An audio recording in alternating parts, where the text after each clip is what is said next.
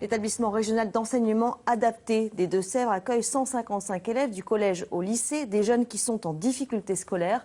Mais depuis 15 jours, leurs professeurs sont en grève et n'assurent plus l'internat. Alors le rectorat veut embaucher des surveillants pour les remplacer, ce qui a fait grimper la colère d'un nouveau cran. Luc Barré et Julien Delage.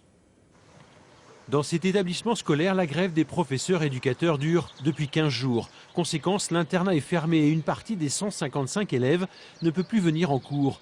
Pour permettre à l'internat de fonctionner, l'inspection académique souhaite donc recruter des surveillants, une provocation pour les grévistes. Le rectorat a décidé de casser le mouvement en recrutant des assistants d'éducation, des surveillants, pour faire les nuits des grévistes. Pour nous, ce n'est pas pensable d'agir comme ça, c'est une provocation.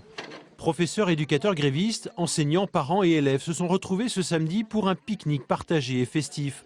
Un rassemblement pour montrer qu'ils sont toujours bien décidés à continuer leur mouvement. Au cœur des revendications, la suppression pour la rentrée prochaine de 3 postes de professeurs éducateurs remplacés par de simples surveillants. Chez nous, on se dit on enlève 3 postes là, même 3 postes et demi, un peu plus que ce qui était annoncé.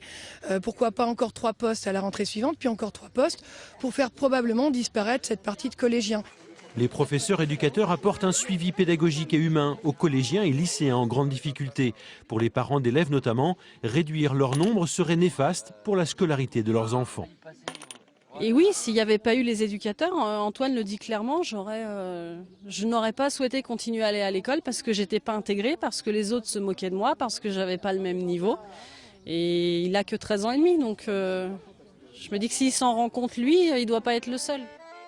À Saint-Aubin-le-Cloud, la grève contre les suppressions de postes se poursuit la semaine prochaine.